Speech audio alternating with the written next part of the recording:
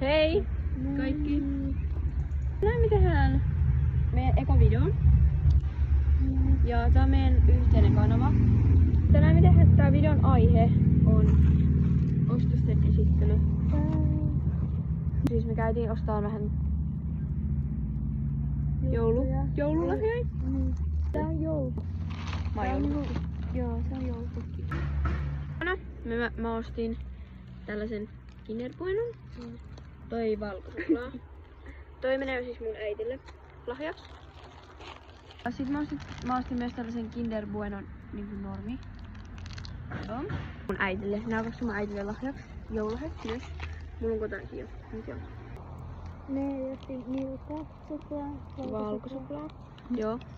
Ikinä maistanut. Tää kuulostaa vähän oudolta. Mä en oo ikinä maistanut tätä. Tää on siis coconut. Mä juon sitä aina rannalla. Tää on coconut niinku vettä. Niin joo, tällainen otin. Otin 2 tollasta. Äitille. Niin.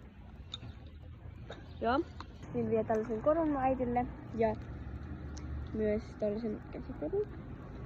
Ja no joo, tässä oli nyt tää ja kiitos, kun katsoitte tän lyhyen videon. Ja joo. Oli aika kiva tehdä tää teille, niin heippa! Joo, siis tää oli meidän eka video. Mut joo. Heippa!